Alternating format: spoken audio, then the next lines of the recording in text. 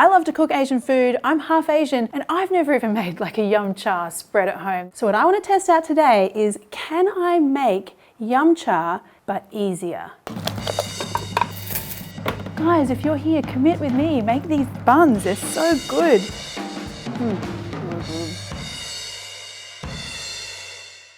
Hey guys, I'm Marion and this is Marion's Test Kitchen. So this is a series where I test out the cool techniques, the gadgets, the methods, so you don't have to. Yum cha, or dim sum as it's also known, is an awesome restaurant experience where you get all these little things like dumplings and buns and desserts and meats and seafoods.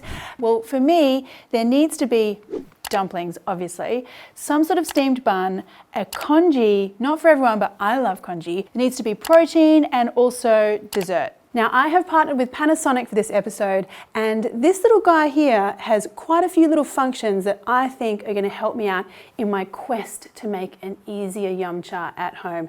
There's steaming, there's slow cook, there's porridge. I mean, it can also make rice, obviously. But can it make all of my yum cha things? Well, let's see.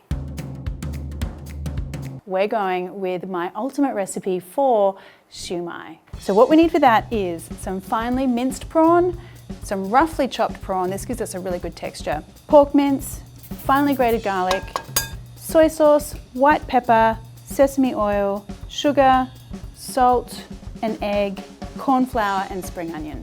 Now give this a really good mix. It's important you mix vigorously here because we're creating the right texture. And then when you've got a texture that looks like this, very sticky, then you know you're done. Now the reason I chose this particular dumpling is that you don't have to do a whole bunch of like fiddling here to shape the dumpling. So let me show you what I mean. We grab a hold of a wonton wrapper. One of the secrets here though is that your wonton wrappers always come square, but you'll get a better shape if you cut it into a round. Now take some of your filling and then just squish. Now one little restaurant trick here to make your shumai really pretty is just to add a little bit of chopped carrot into the center and you're done. I mean, is that not the quickest dumpling to make ever? So easy. Now the cool thing about my Panasonic rice cooker is that it comes with this little steamer basket that fits very neatly into the rice cooker. We're using the steam function, close the lid, and we will have dumplings very soon.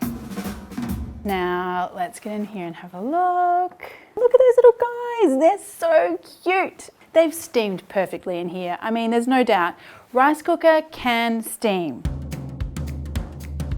For the bun component of my yum cha spread, I have chosen a spring onion steamed bun. It goes really well in terms of like dunking into the pork ribs I'm gonna make later on. Yes, you don't wanna miss that one. Okay, so plain flour, milk powder, sugar, baking powder and yeast.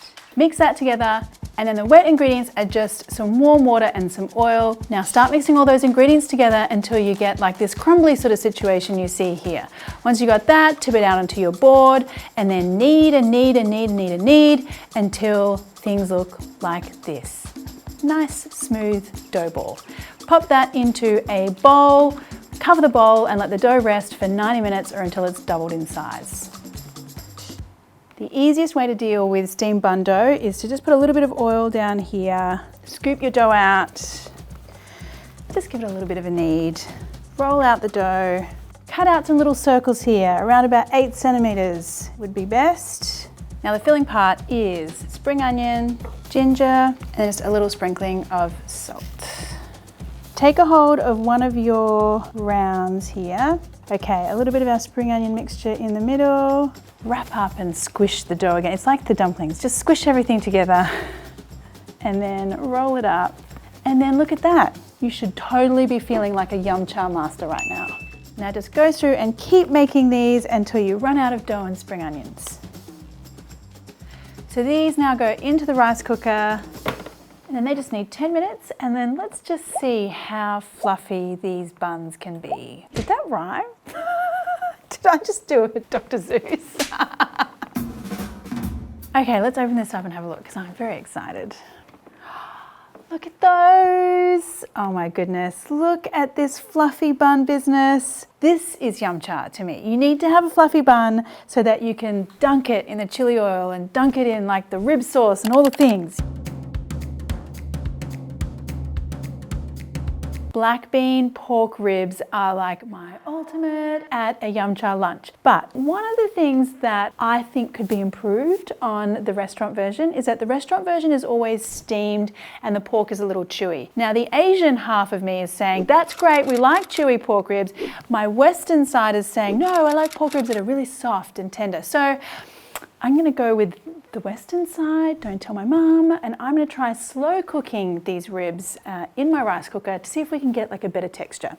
But first off, what you need to do is start off with asking your butcher for these.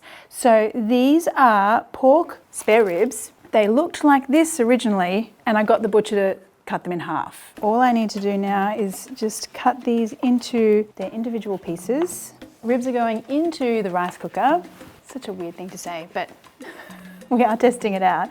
To the ribs, I need to add some salt, Shaoxing wine, white pepper, sugar, corn flour, and a cup of water.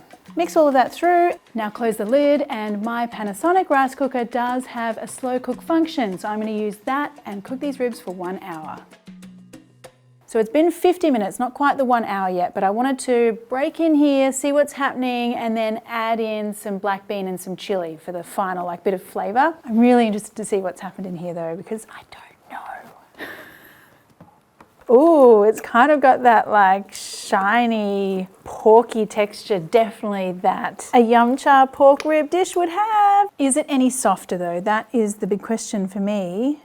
When you've got a clean break like that on your rib, you know you've got a soft, tender rib. Look at that, clean. Let's see.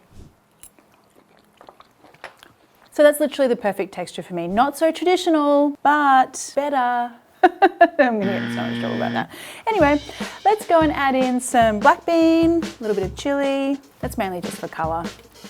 Now just 10 minutes more, I think, just to let that black bean and the chili do its thing in there. And then we're gonna serve that guy up with the rest of our spread later on. But I still have to make the most amazing shortcut quick congee you've ever seen. Let's do those things first because I'm getting really hungry and I wanna eat my yum cha feast. We've got sushi rice, which isn't traditional, but will give you a really great texture. Chicken stock, ginger, and some spring onion. Pop the lid on and cook until it's a really soft porridge consistency. Spoon it out into your bowls and just top with some ginger, spring onion, a little bit of rotisserie chicken, another cheat of mine, some sesame oil, and a little dash of soy sauce. And that is a very cheats version of congee. Now, mango pancakes is like a classic yum cha dessert, and in the spirit of making everything in my rice cooker, I am going to attempt to make the crepes for the pancakes in the rice cooker. So let's get going on that. So for my crepe batter, I need plain flour, icing sugar, and some custard powder. Just mix that together, and then I need to add some milk, eggs, and a little melted butter. And then I whisk it until I get a really smooth batter. So there are lots of settings here, but I think I'm gonna go with the cake bread setting for this one. Okay, a little bit of oil.